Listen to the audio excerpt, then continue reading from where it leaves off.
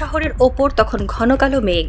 বঙ্গভবনের দিক থেকে ভেসে আসছে কুকুরের হালকা ডাক, আর দূরে কোথাও বাজছে পুলিশের সাইরেন। রাত প্রায় 12:30। সরকারি কোয়ার্টার এলাকায় হঠাৎ করে কিছু গাঢ় আলো দেখা যায়। রাজারবাগ পুলিশ লাইন্সের পূর্ব পাশের সরকারি আবাসিক ভবনের সামনে দাঁড়িয়েছে কালো রঙের দুটি মাইক্রোবাস, একটি ডিবির আর একটি অপরিচিত।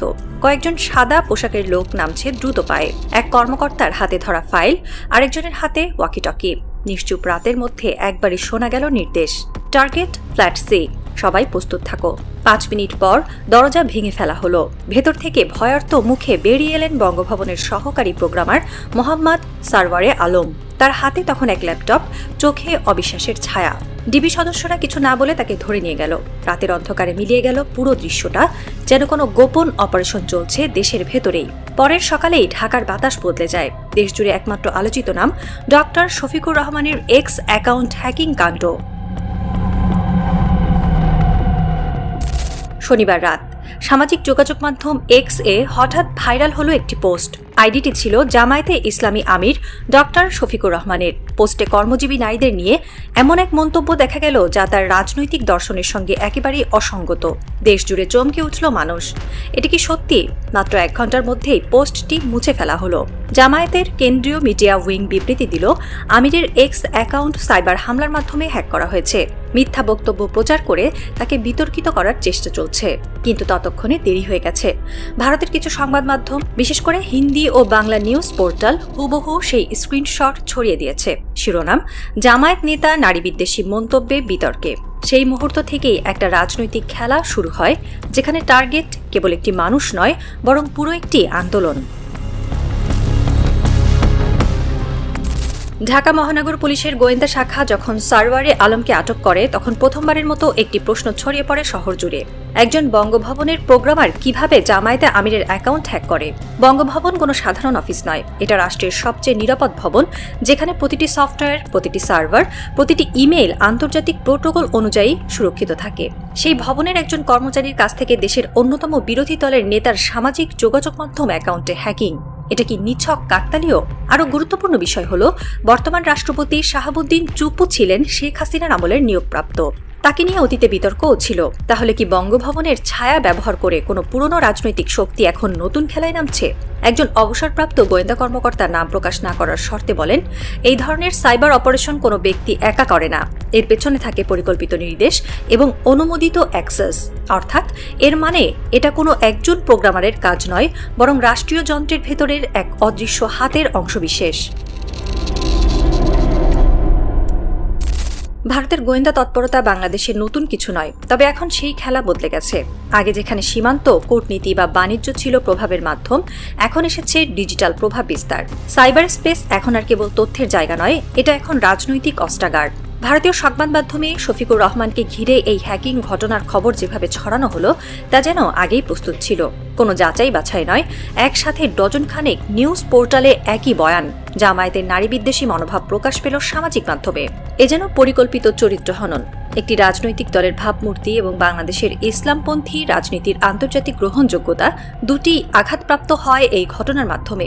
একজন সাইবার সিকিউরিটি বিশেষজ্ঞ বলেন, এই ধরনের হ্যাকিং সাধারণত বিদেশি সার্ভার ব্যবহার করে করা হয়। টার্গেট করা হয় এমন এক সময় যখন ভেতরের রাজনৈতিক চাপ থাকে, যাতে মনোযোগ অন্যদিকে ঘুরিয়ে নেওয়া যায়। আরও অবাক করা তথ্য, ঘটনার 48 ঘন্টার ভেতর ভারতের কয়েকটি গোয়েন্দা ঘনিষ্ঠ ইউটিউব চ্যানেল এই ঘটনার ব্যাখ্যা দিতে শুরু করে। তাদের বক্তব্য, বাংলাদেশের ধর্মীয় রাজনীতি আইটি অপরাধে জড়িত। অর্থাৎ দোষারোপের কৌশল একই, কেবল চরিত্র পাল্টানো হয়েছে। এই ঘটনার পর দেশে দুটি বিষয় স্পষ্ট হয়ে উঠেছে। প্রথমত, সাইবার যুদ্ধ এখন কেবল রাষ্ট্রীয় হুমকি নয়, বরং রাজনৈতিক অস্ত্র। দ্বিতীয়ত, তথ্য প্রযুক্তির নামে যে অবকাঠামো তৈরি হয়েছে, তার ভেতর ঢুকে গেছে রাজনীতির মাইক্রোচিপ।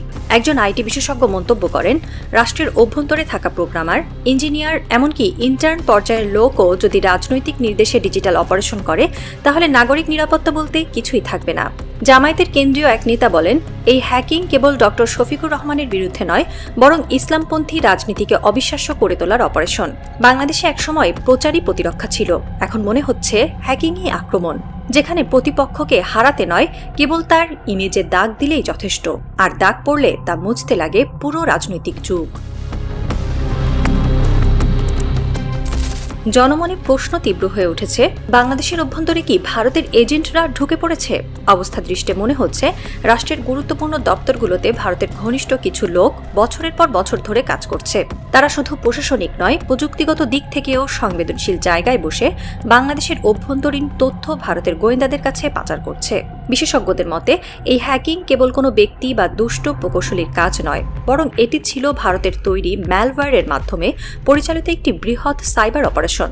দেশের গণমাধ্যমেও এর আগেই প্রকাশিত হয়েছিল জামায়াতের আমিরের এক্স অ্যাকাউন্টে অনুপ্রবেশ ঘটানো হয় ভারতের উন্নত ম্যালওয়্যার ব্যবহার করে। অর্থাৎ এটা শুধুমাত্র রাজনৈতিক চরিত্র হনন নয়, বরং বাংলাদেশের স্বাধীনতা ও সার্বভৌমত্বের বিরুদ্ধে একটি নীরব আক্রমণ। একজন অবসরপ্রাপ্ত সামরিক কর্মকর্তা বলেন, আমাদের রাষ্ট্রযন্ত্রের ভেতরে ভারতের প্রভাব অনেক গভীরে। কিছু দালাল আমলা ও আইটি বিশেষজ্ঞ ভারতের নির্দেশে কাজ করছে। তাদের চিহ্নিত করা এখন সময়ের দাবি। রাষ্ট্রপতি শাহাবুদ্দিনের নিরাপত্তা এখন আরও সন্দেহের জন্ম দিচ্ছে। বঙ্গভবন কোনো বিবৃতি দেয়নি, তদন্তের অগ্রগতিও অজানা। অথচ দেশ জুড়ে মানুষ জানতে চাইছে, বঙ্গভবনের প্রোগ্রামার যদি ভারতের পক্ষে কাজ করে তবে রাষ্ট্রের তথ্য নিরাপত্তা কোথায়? এক কূটনৈতিক বিশ্লেষক মন্তব্য করেছেন, ভারত এখন নরম প্রভাবের নামে প্রযুক্তিকে অস্ত্র হিসেবে ব্যবহার করছে। তারা চায় বাংলাদেশ কখনো সম্পূর্ণ স্বাধীন সিদ্ধান্ত নিতে না পারে।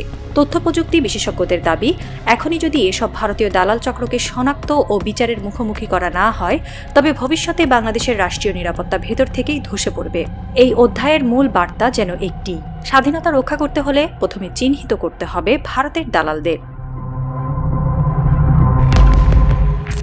রাতের ঢাকা তখন এক অদ্ভুত নীরবতায় ভরা।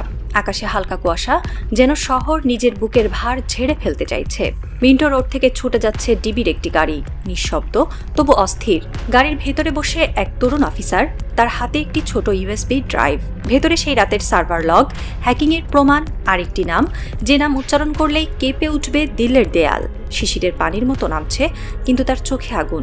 সে জানে এই ড্রাইভ শুধু প্রযুক্তিগত দলিল নয়, এটা বাংলাদেশের আত্মমর্যাদার সিলমোহর। এই ফাইল প্রকাশ পেলে প্রমাণ হবে কিভাবে ভারতের সাইবার নেটওয়ার্ক বাংলাদেশের অভ্যন্তরে ঢুকে রাষ্ট্রীয় তথ্য লুণ্ঠন করছে, কিভাবে তারা নিজের স্বার্থে এক জাতির মর্যাদা নষ্ট করতে চেয়েছে।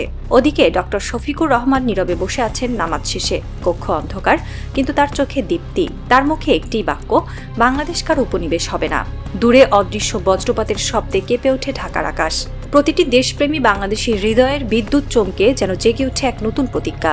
দেশকে রক্ষা করতে হবে দালাল আর বিশ্বাসঘাতকদের হাত থেকে, ডিজিটাল আগ্রাসনের ছোবল থেকে। বঙ্গভবনের করিডোর তখনও নিস্তব্ধ। আলো নিভে যাচ্ছে একে একে, কিন্তু এক অজানা শক্তি যেন ছড়িয়ে পড়ছে, যেন এই নিস্তব্ধতা আসলে ঝড়ের আগের শান্তি। মিন্টো রোডের অফিসারটি গাড়ির জানালা খুলে দিলেন। বাতাসে ভেসে আসছে বাংলাদেশের পতাকার গন্ধ। সে মনে মনে বলল, আমরা হারব না। যতক্ষণ এই মাটিতে সত্যের প্রতি ভালোবাসা আছে, ততক্ষণ ভারতের কোনো ম্যালওয়্যার আমাদের স্বাধীনতাকে সংক্রমিত করতে পারবে না। ঢাকা তখনও জেগে, আকাশে ঝলসে উঠছে নিয়ন আলোর রেখা। শহর থেমে নেই, রাষ্ট্র থেমে নেই, আর সেই আলোয় লেখা হচ্ছে এক নতুন সময়ের নাম, স্বাধীন বাংলাদেশ, অদম্য ও অপ্রতিরোধ্য।